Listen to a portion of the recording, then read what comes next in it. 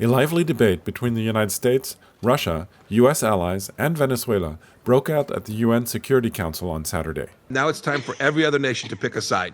No more delays, no more games. Either you stand with the forces of freedom, or you're in league with Maduro and his mayhem.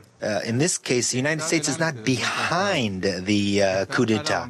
It is in advance. It's in the vanguard of the coup d'etat. It is dictating the orders, not only to the Venezuelan opposition, but also to the satellite governments in the region. It was just a series of insults that reflect the fact that today there is a satellite present here, and it is Venezuela, which has become a satellite of Cuba and Russia. And Russia has no satellites. Venezuela is not a satellite of Russia. Cuba is not our satellite state. We don't even use that kind of terminology. The UN Security Council held a special meeting that day to discuss the political crisis in Venezuela. Earlier in the week, the president of the legislature, Juan Guaidó, declared himself to be president of Venezuela. Several countries, spearheaded by the United States, decided to recognize Guaidó as Venezuela's legitimate president. They declared President Nicolas Maduro, who began his second term in office on January 10th, as being illegitimate. Canada, Brazil, Argentina, and several other countries followed suit in not recognizing Maduro, saying that the May 2018 election was fraudulent. For his part, in reaction to these pronouncements, President Maduro broke diplomatic relations with the United States. Key in these developments are calls from Venezuela's opposition for the military to rise up against Maduro, which is why the government calls this a coup attempt. In what follows are excerpts from the speeches and talks that various ambassadors and foreign ministers gave at the UN on Saturday. U.S. Secretary of State Mike Pompeo kicked off the round of speeches. The United States is helping to recover a brighter future for Venezuela. We're here to urge all nations to support the democratic aspirations of the Venezuelan people as they try to free themselves. Major countries such as China and Russia clearly took the side of Maduro, arguing that the United States has no business interfering in the internal affairs of Venezuela. First came China. The situation in Venezuela belongs to the domestic affairs of that country. It does not constitute a threat to international peace and security, and it is not on the agenda of the Security Council. Then Russia responded not only to the U.S., but also to comments from the German ambassador. Of course, it's better to prevent a crisis than to resolve it. But you have a very strange way that you're proposing of preventing this crisis. You completely disregard the sovereignty of Venezuela, imposing it on it decisions that you prefer, and rejecting its people the right to resolve their own problems by themselves.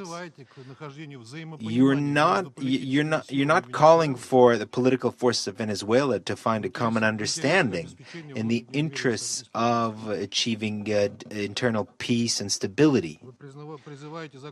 You're calling the legitimate authorities to simply acknowledge their defeat and to transfer power to the opposition. 2 hours into the session, Venezuela was finally allowed to make its case, which Foreign Minister Jorge Arreaza did with vehemence. As proof, we have tweets here from social media.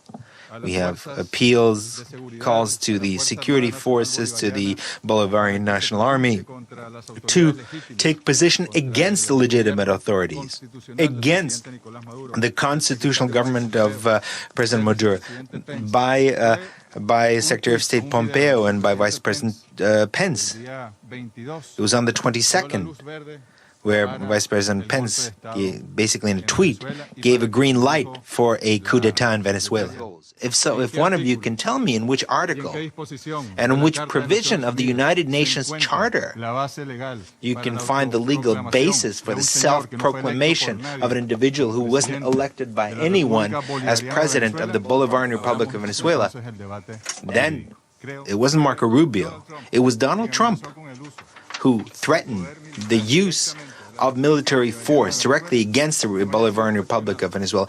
This is the Wall Street Journal.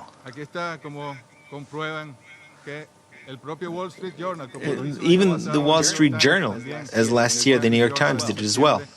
in September that demonstrated that there were meetings of supposed Venezuelan officers who were going to overthrow Maduro, meetings with officials from the United States in Washington. It was the New York Times. It wasn't the Cuban intelligence or Venezuelan intelligence that reported this. It was the New York Times. Europe is giving us 8 days? 8 days? Where do you get that you have the power to establish a deadline or an ultimatum to a sovereign people? Where do you get this? I mean, it's almost childlike.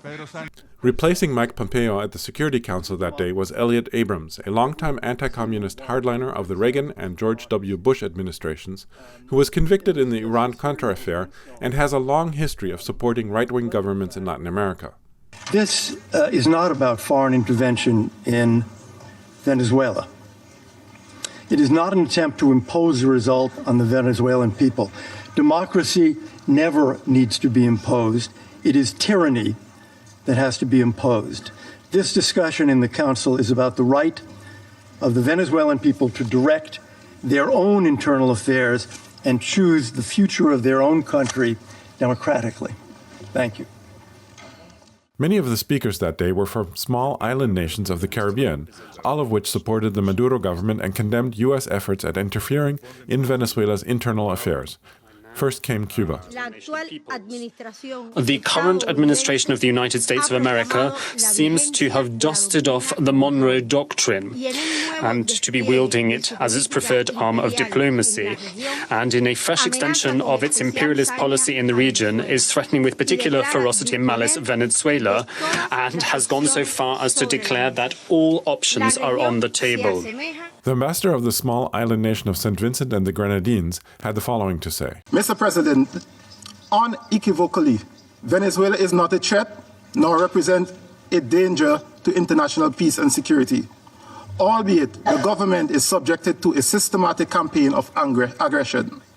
History teaches us that the rejection of dialogue is often the precursor to unilateralism and war, an option that we cannot countenance in our zone of peace. The ambassador of Suriname, a small country to the east of Venezuela, also took the Venezuelan government's side. The government of Suriname, as so many others on our continent and throughout the Americas, is following with great concern the situation in and regarding the Bolivarian Republic of Venezuela. Recent developments are particularly troubling as they negatively affect the stability and tranquility in that sister country, while possibly steering the region away from the ideals of a zone of peace. Barbados, another small Caribbean island nation, spoke for all the Caribbean community. They expressed grave concern about the plight of the people of Venezuela and the increasing volatility of the situation brought about by recent developments, which could lead to further violence, confrontation, breakdown of law and order, and greater suffering for the people of the country. The ambassador of Dominica, another Caribbean island nation, said the following. The government of the Commonwealth of Dominica, in its utterances and by its actions, fully respects the will of the people of any sovereign nation as exercised through the electoral process. Finally, Antigua and Barbuda. My government, Mr. President, therefore rejects any external force that interferes with the internal matters of the government of the Bolivarian Republic of Venezuela. While the U.S., Canada, the European Union, and the conservative governments of Latin America, such as Argentina, Chile, Colombia, and Brazil, all took a firm position to not recognize the Maduro government and to support the self-proclaimed President Guaidó, several key countries of Latin America argued for negotiations and dialogue. The first was Maduro ally Bolivia. Makes it clear that any sanctions imposed on a third state outside resolutions of the Security Council are illegal in nature. They are illegal sanctions when imposed thus unilaterally. The individual or nation that imposes such unilateral sanctions, the nation that stands behind these economic and financial sanctions, is, if you can believe their brazen cheek, seeking to provide us with a way of resolving the humanitarian crisis. I ask the question honestly, if we look back through history, which country has been better after an intervention by the United States of America? Have we not discussed in this very Security Council the serious adverse impact and consequences of situations such as the current situation in Iraq or Syria or in Libya? Mexico's representative, which since December 1st has its first progressive president, highlighted his country's offer to mediate negotiations between the Venezuelan government and the opposition. It is precisely motivated by this that the governments of Mexico and Uruguay have proposed a new, inclusive and credible process of negotiation based on full respect for the rule of law and human rights. Uruguay took a similar position to that of Mexico. And we reiterate once again that the worst possible solution for the people of Venezuela would be to double down on leaving them isolated on the international stage. Cuba gave one of the last speeches, lambasting the United States as it did in the days of Fidel Castro's historic speech to the UN in 1960. There were deliberate lies uttered today by the Secretary of State, Mr. Abrams, and they failed to recognize that the Bolivarian Republic of Venezuela is a free, sovereign and independent nation that takes its own decisions. Venezuela is not and will never be anybody's satellite or lackey. It has its own institutions and its own people, which are the fount of its strength, and they will rally to the cause of the Bolivarian and Chavist revolution, and they will rally to the support of the constitutional president Nicolas Maduro Moros. We reiterate that the principal chief threat to international peace and security in our region is the intervention and interference of the United States of America, their return to the Monroe Doctrine and their bullying of an aggression towards the Bolivarian Republic of Venezuela, which has the declared aim of regime change and the imperialist goal of being able thus to loot, pillage and strip the oil reserves of that nation. We recall that the United States, not Cuba, set up military dictatorships and organized bloody coup d'etat in Latin America and the Caribbean. It is the government of the United States of America, not the government of Cuba, which intervenes without scruples in the electoral processes and the internal affairs of the majority of the states of the planet. That is part of history and fact.